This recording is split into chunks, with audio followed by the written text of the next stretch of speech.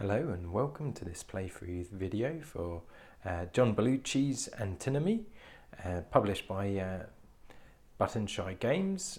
This will be kickstarted very soon, and specifically today I'm going to be playing through the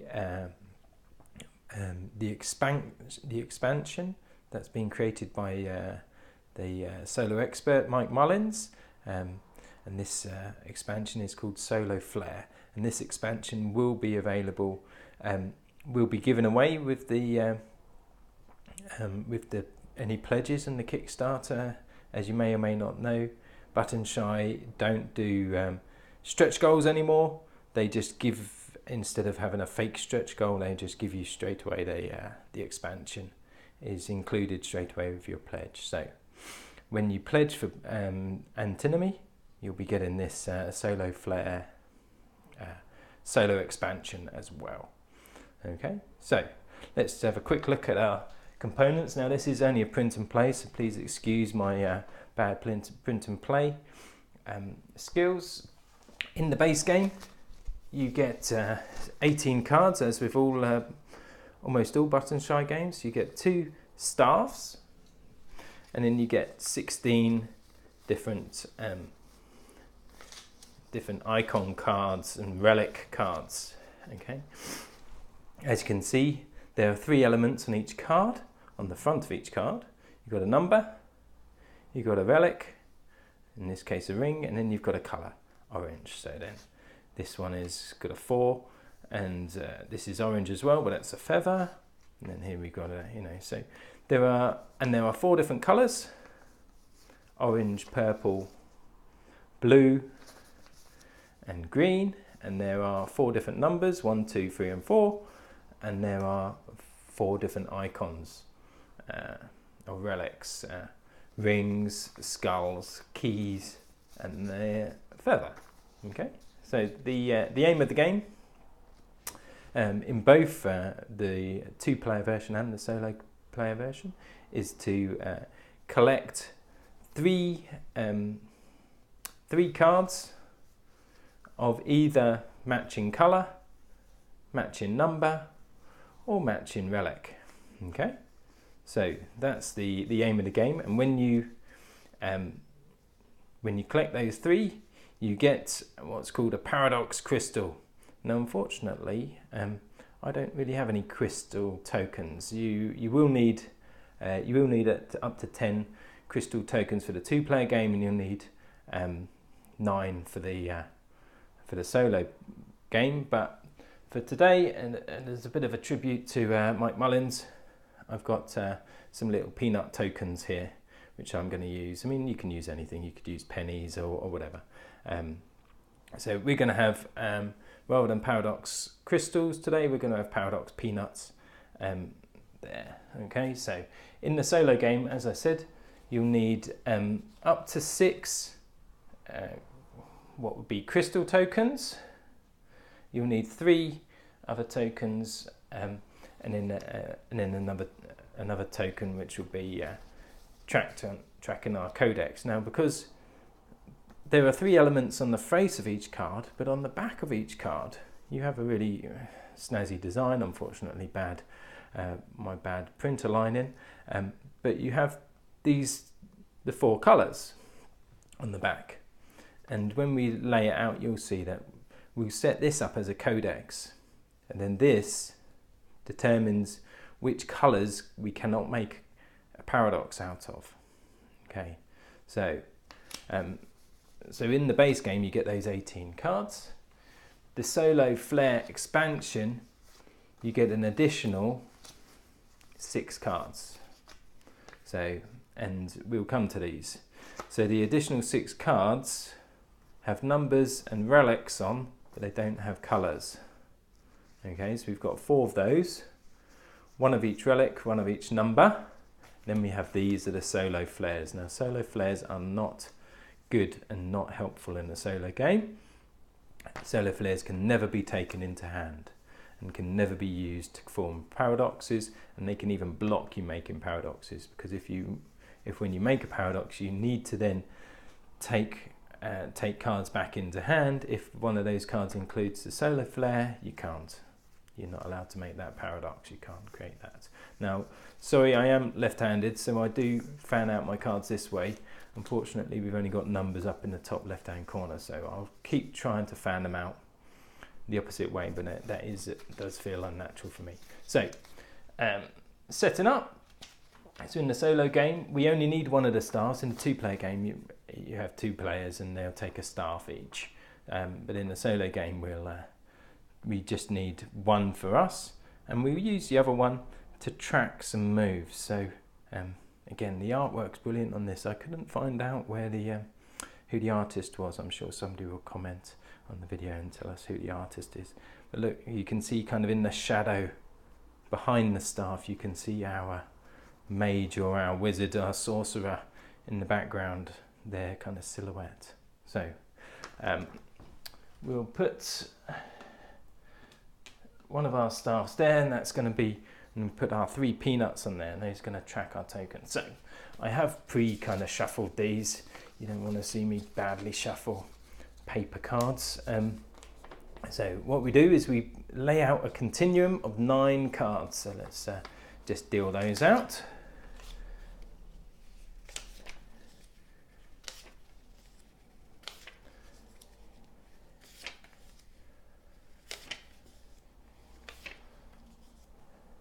Three, 4, 5, 6, 7, 8, 9, and then a 10th card goes as our codex, and we don't look to see what that card is. It would be quite nice to know what that card is, but we won't. Now, the way we set up our codex as well is we look to see which colour is at the furthest away from the codex. Is orange, so that's where our token starts on orange. Okay, so the next paradox we make, for the first paradox we make, cannot be made using any orange cards. Okay, so that leaves us with 6 cards. I need to deal 3 to myself. Leaves me with 3. We then, at this stage, we now add in our expansion cards. So I need to shuffle these in. Make sure they're shuffled in.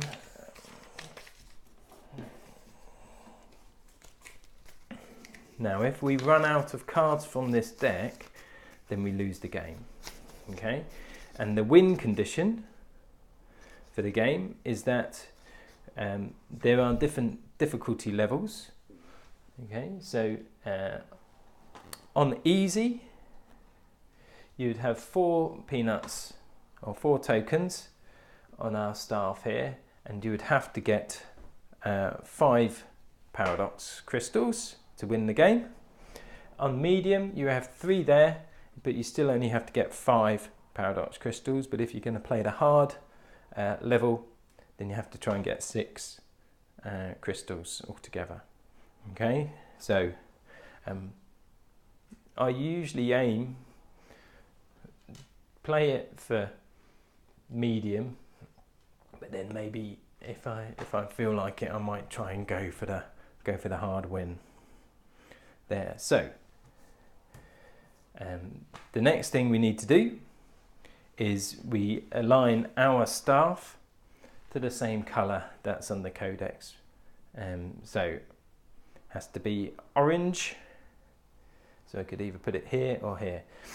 Now, the angle of this staff is important. I'm going to put it here because it gives me a couple of options, at least. Well, this is our space-time continuum, okay? And anything to the right of my staff, when it's pointing this way, is into the future, okay? And anything to the left of my staff is in the past, okay? Now we move along our continuum. To move into the future, we need to place a card from our hand, and moving into the future, we use the numbers only. Okay, so if I was to place this one down, I can move 2 spaces on my continuum. Okay, and then I swap the card I've just played with the card I pick up. To move back into the past, you can move either to a colour. So if I was to play this card, I could move back to orange because it's orange. Or if I was here, for example, I could play this card to move back to the key and swap. Okay, so moving forward is on the numbers, moving backwards is either on the relic or the colour. Okay, so I need to, I can't make a paradox using orange because that's in the codex here, so I don't really want this, but I could make a paradox with green. I've already got 2 greens here, so I want to either pick up this green or this one. I could try making a paradox. There aren't enough keys. Look, I've got 1 key here and there's only 1 key there, so I'd need 3. I could make a paradox out of feathers. I've got 3 feathers there. Obviously I couldn't use that one because it's orange. I can't make a paradox out of skulls. There's only one. There's an orange skull, and the second reason is there's only 2 skulls. So the paradox I can make is either green, I think I can go for here, or blue. I could make either a green paradox or blue paradox. I could make a ring paradox or a feather paradox there as well. I think the easiest one, what I'm thinking is I can move forward 2 by placing my orange skull. Bring me to here. I'll take this ring into hand. Okay, and then I could use the ring to go back in time and pick up that green ring. So that's what I'm going to do, but get a couple of steps in between there. So I'm going to play my 2 orange 2 skull. So I'm going to go forward in time 2 spaces. 1, 2. I'm going to take that ring into hand. Put my orange skull into the space-time continuum. Now I didn't make a paradox, so what we then do is we move one of our tokens off of our staff up the top there. Okay, and once we've removed the 3rd token, we draw a card from the draw pile and place it into the space-time continuum. Okay, but we're not going to get there yet. We'll do that when we get there. So then my next move is to play the ring. And I'm going to go back in time to the ring. Okay. And take that into hand. And then I have to declare a paradox. I declare a paradox. I created a green paradox. So I'll take one of my paradox peanuts. Okay. We move the codex on 1 space clockwise. So we're now on to blue. Okay.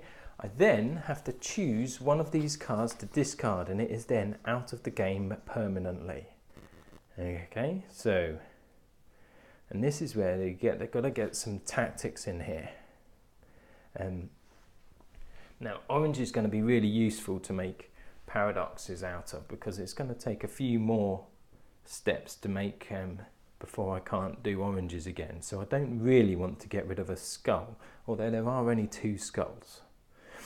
I don't really want to get rid of the ring either. There is only 1 key. So that means there's only 2 keys out in play at the moment. See, what I don't know is what's under that card. That card never comes into play. I'm wondering whether it could be purple though. Obviously there's 3 cards, 3 coloured cards in here, but I'm wondering whether that's a purple card under there. I'm going to guess it is. So I'm thinking, but then ring, so yeah, so again, I definitely don't want to get rid of the ring. 2s though, we've got 1, 2, see a 3rd 2, so yeah, I think I'm going to get rid of this. It's going to go into my discard pile, but I'm going to keep an eye on my discard pile and what's in there. So what I now do is I now pick a card from the draw pile. So that comes into my hand. Okay. Now because I declared a paradox, I now have to put this paradox into the space-time continuum. Now I can't put it into the past because there's only 2 spaces there. The space-time continuum does not loop. Okay, so I can't put it there, so I'd have to put them in here. And what we do, just have a quick shuffle up. Okay, take these 3, these are going to become my hand, and put these in. Now remember, this card I picked up has no colour, so I can't ever use it to create a paradox, but I can use it to move forward and back through time. More forward 1, or I go back to a key. See, there isn't another key in there at the minute, so I won't be able to move it back too much. So now my codex is on blue, so I can't make any blue paradoxes. So this is not one I want to make.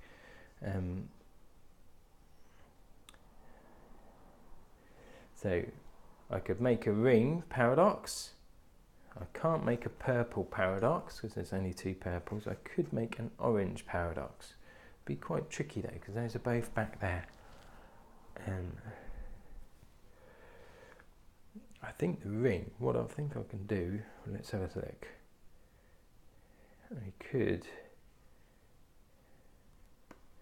do this ring, go back, pick up this ring.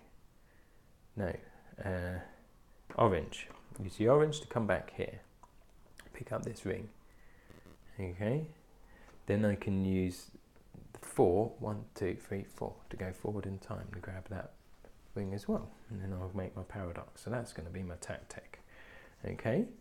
So, first off, we're going to go back in time to orange. Pick up this one. Put this into my space-time continuum. Now I didn't make a paradox, so I lose a nut there. Okay. Now I'm going to go forward in time. 4. 1, 2, 3, 4. Pick up that ring. Put that back into the space-time continuum, and I declare a paradox. Created one. Okay, so I get a paradox peanut. Move my codex on 1. So we're now on to purple, which is okay actually, because I don't have many purples, so that's fine. I now need to decide which one of these I'm going to discard.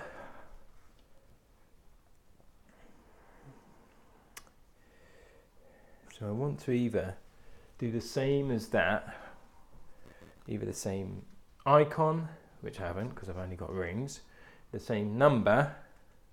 This is my tactic to, so because obviously I've already got that out, so there's even less chance of doing it, but I haven't got a number, or the same colour. Or I could go a different route and just take something else out, like 1, purple. We can't make a purple paradox anyway, but it could be useful for moving around. I don't know, so I'm going to lose a ring anyway. So oranges. I want to try and keep orange probably in the game. Or green. If I get rid of green, I've got no more green, but I don't know what I'm going to pick up from here either. So this is pretty tricky. Is it going to be green or purple? If I'm going to gamble that that's a purple underneath the codex, so I'm going to get rid of purple. I'm going to get rid of the purple ring, and it's a 1 as well. I've only got one other 1 in there, so let's pick up a new one. Well, I've got a 1, but this is a blue, so that's good. Good, and a skull, which is good as well. I could make a skull in the next one. Now with this, remember I need to put my paradox back into the space-time continuum. Because I'm here, I can put it either backwards into these 3 spaces or forward in time into there. So what's gonna give me the best chance? So if I put it here, obviously I get this, which I can get rid of quite easily. I can go forward 1, and then these. So I think blue is probably going to be easiest to make a paradox out of. We'll take blue out of the game though. I can't make a paradox out of feathers. can't make a paradox out of purple, but I haven't got that, or 2, so I haven't got that. So I've got a 2, a 2, and a 2. No, so I can't make a paradox out of that. I've got a 4 and a 4 and a 4. So I could make a paradox out of 4s. So let's just shuffle these up.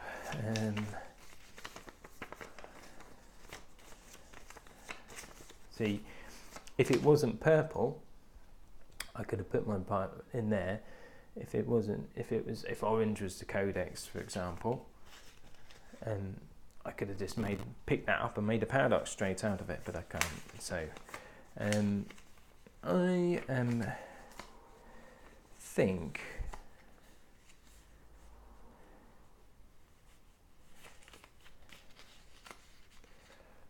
think I'm going to put them back in time, I think. Let's put them here. Okay, so. And I feel like I'm going to try and go for a blue paradox, I think.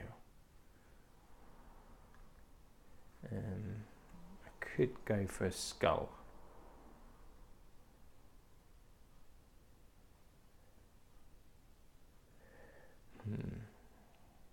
But I think blue is going to be slightly easier. Yes, because I can go 1 space forward, and then I can go back to skull here. So that's what I'm going to do. But I've only got 1 peanut here, so I'm going to go forward 1. Pick up the blue feather. Okay, but the peanuts come off there. So now put those down for the moment. We're going to draw a card. So this can replace any purple, any 3, or any key. Now the obvious thing here would be to get rid of this one, I think. Although we've taken a purple out of the game and already taken a key out of the game, it still might be more useful to have a 3 in there. Still, I've got 2 3s here and 3 there, so we're definitely going to take this out of the game and replace it in there. Put my peanuts back on the staff there. Okay, so what was I doing? So I'm going to go back in time. I'm going to go back to the skull. Back in time to the skull. Pick up the skull. Relic. There. Place that back into. Need to declare a paradox. There we go. Make a paradox peanut. And I need to think which one of these am I going to get rid of. Oh, I need to move this on. So that's now on green. So greens I'm not going to be able to use to create paradoxes, which is going to rule out also 3s, 4s, 1s, skulls, rings, and feathers. So these 4s and 1s. Already discarded a 1 and a 2. I haven't discarded a skull yet.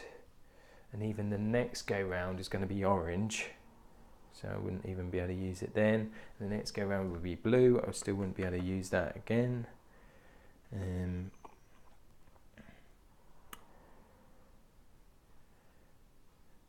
Don't want to. Purple is going to be usable for quite a while.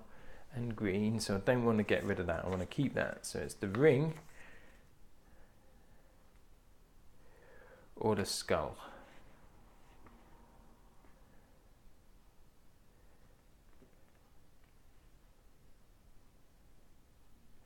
Leaning towards the ring. I don't know why.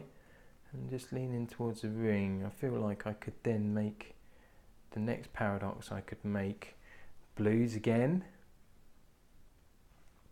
Or a feather.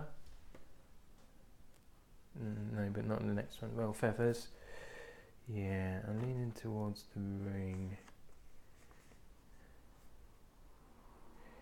Let's get rid of the ring. It's number 2. What a skull.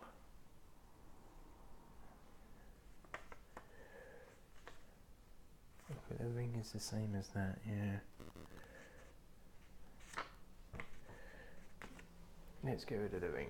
I'm going to put them like this, just so I can see easily what's going on. So, I need to take one of these into hand.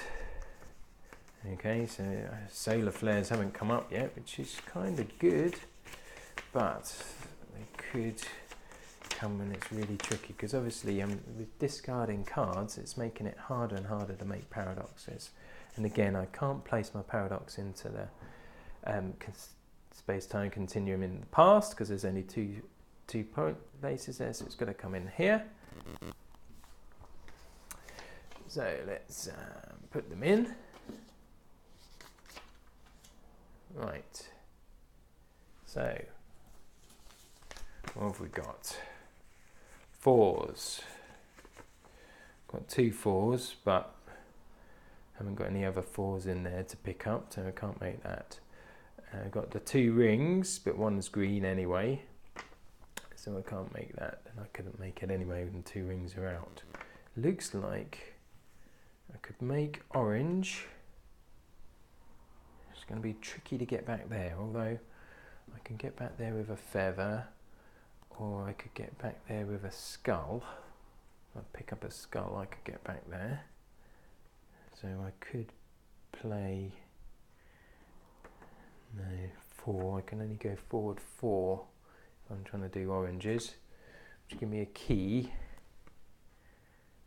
And I couldn't claim another key.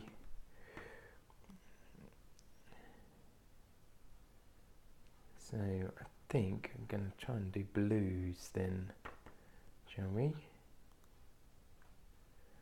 So if I do blues, I could go forward 3.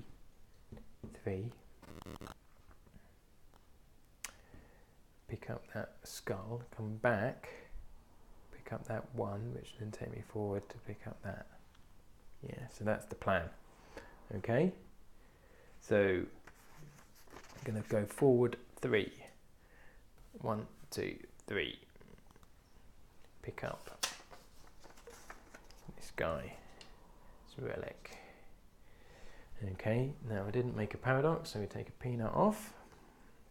I'm going to go back to the skull, the blue skull.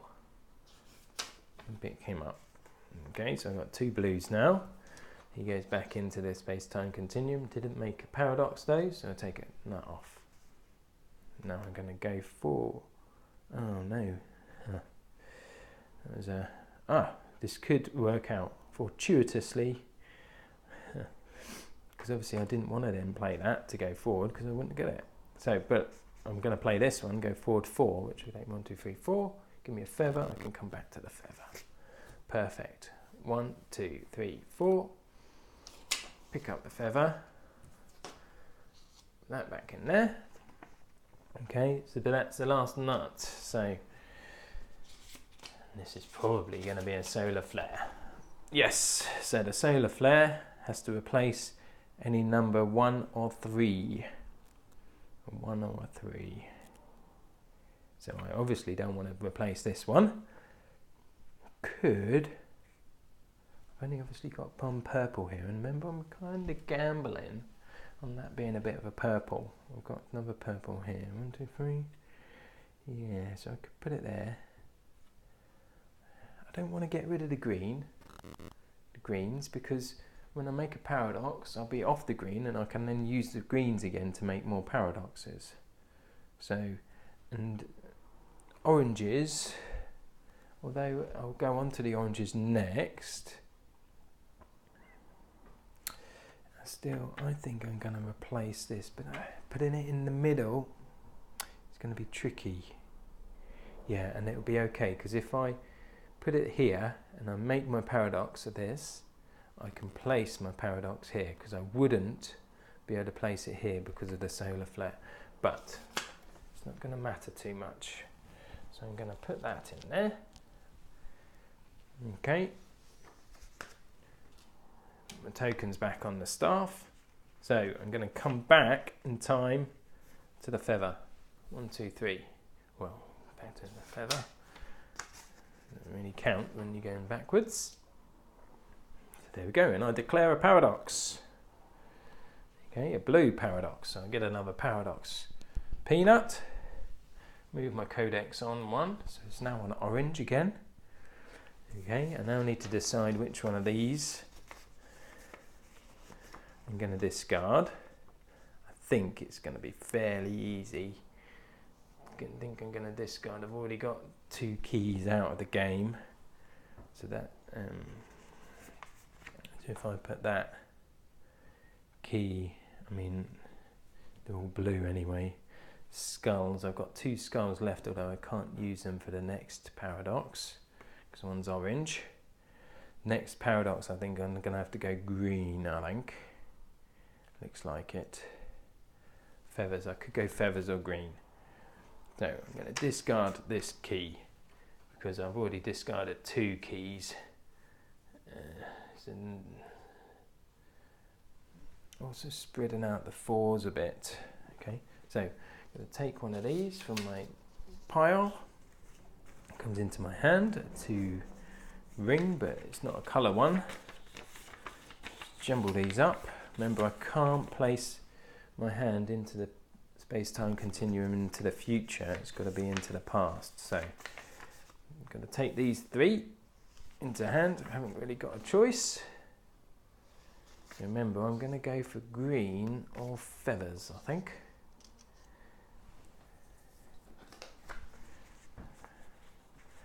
Now, I can't declare a paradox because 1, you can't have a paradox with this card, it's got no colour, and 2, that's orange. But if they were 3 skulls that weren't orange, then that would be a paradox straight away. But so what am we doing? Greens or feathers?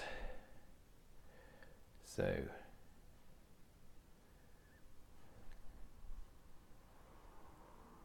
but no orange feathers. Yes, so this is fine. This is good, I think. So I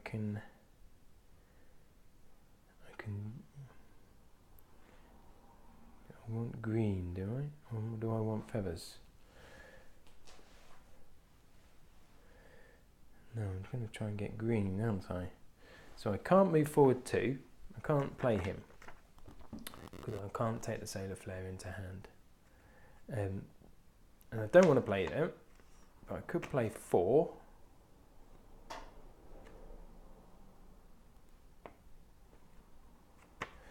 And go to and pick up that green. And then I'm going to somehow get back to that ring. Well, I could go back then to orange, but then I can't go forward on a ring. I can only go backwards on a ring. So the other options for me here is to come back to here to get a blue. And that gives me the option to go to a skull, which there aren't any other skulls, or another blue, which are there. Or back forward 1. But then I've then got a 2. I could switch my tactic up and try to go for the feathers, because I know I could. And so if I come back to here, and then went back to here, I'm going to go 1, 2, 3, ring. And I can then go 3, 1, 2, 3, pick up him. Then still got to somehow get back. What would that give me?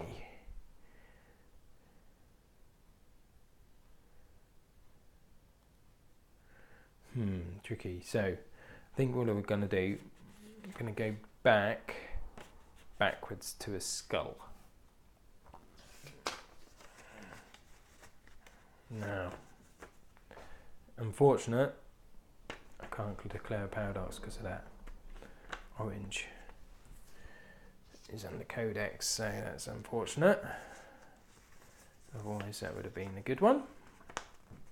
So now, if I'm still going for green, I've got the option now to go forward 2.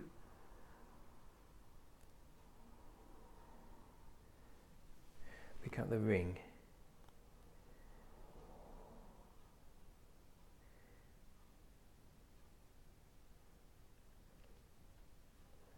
then I'd have the ring. I could go forward 3, but I kind of want the ring.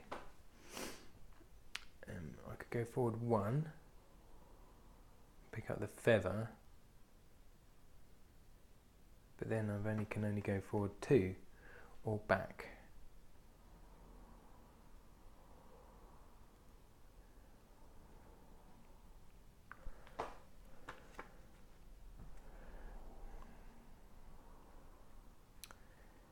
I think I'm going to try this. I went back and I didn't declare a paradox, so I need to move a peanut. So I'm going to go forward 2. And 2. This is a bit of a harebrained plan because I haven't really thought it all the way through. But take one of those off because I didn't get a paradox. I now can't go forward 1, but I can go forward 3. 1, 2, 3. I'm going to pick up this green. Okay. That goes back into there. I was just looking to see could I make a 1 paradox, but I can't. Could still make feathers though. So now all I can do is go back to blue. Ooh.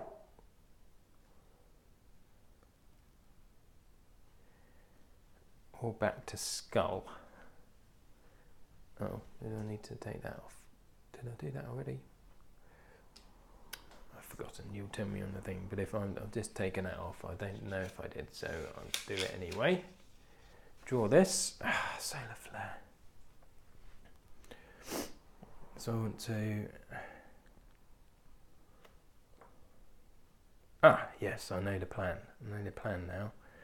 Okay, so let's,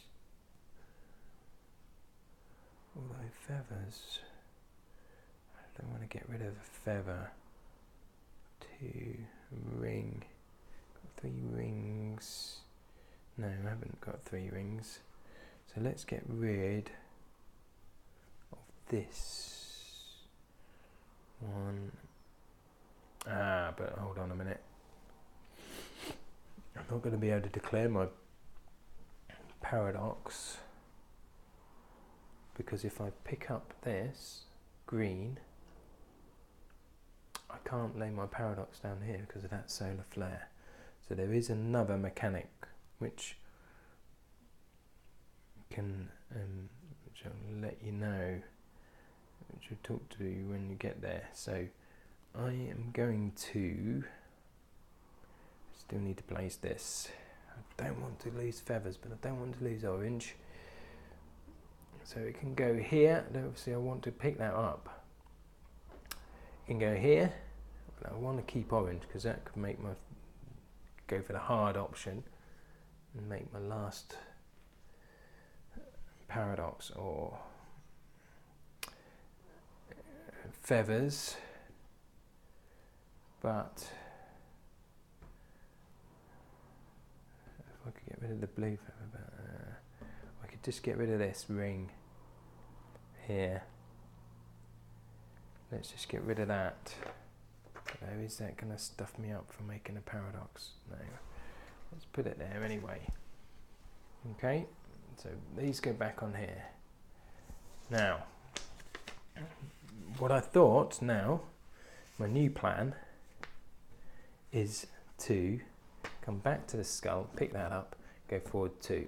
Okay, but I can't make the paradox. I can't make the paradox because I can't lay my 3 cards back into the space-time continuum because of that solar flare.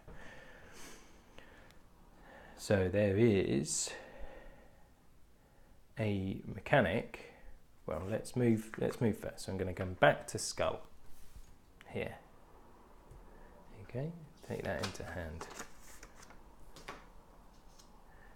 Move a peanut. Now there is a mechanic where I can just skip a turn completely and draw a card. Okay, now this gambler's here, and you've got 2 cards, and remember, once I've drawn the last card, that's game over. So I'm going to get my time down quicker, but I'm gambling that this is going to be a 1 or a 3. Now, got 2 3s here, a 3 there. So that's not likely. We've got a 1 here, a 1 here, and a 1 here. Got a 3 here. So it's definitely not going to be a 3, is it? 1, 2, 3, 4. It's not going to be a 3, although it could be. I haven't had one of those 3s out yet. Okay, so let's. I think I'm going to do that. It's the only thing I can do, unless I go and try and pick up these feathers.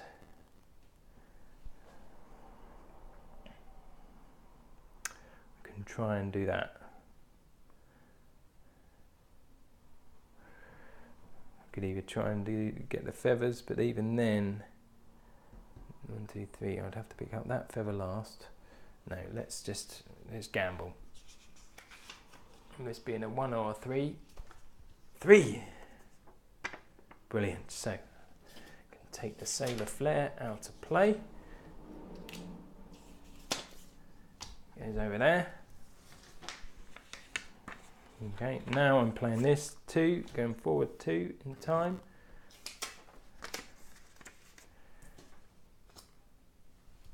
Declare a paradox. Greens. Take my 5th paradox peanut, which is the win condition for medium difficulty level. Okay, I mean I can, yeah, because then what I would then do is I would then discard one of these, so I can't go for the hard win, but I've done the medium win because I would have to discard one of these, which I would probably discard the skull, probably, or the ring, probably the ring. Then I'd pick this up, and that would be the end of the game because I've picked up the last card. Okay, so that is Antinomy. That's the solar flare playthrough. This playthrough expansion. But then don't forget the main game, and the 2-player game does look really neat.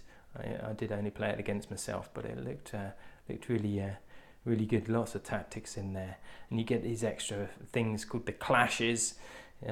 You still use the same space-time continuum, but you get clashes and things, and the 2 players are really good kind of head-to-head game as well. So that's John Baluci's Antinomy, published by Button Shy. Look out for it on Kickstarter. Great deal. You get the base game, 18 cards plus the 6 card expansion straight off the bat. No fussing about with stretch goals. So thank you for watching, and I'll see you next time.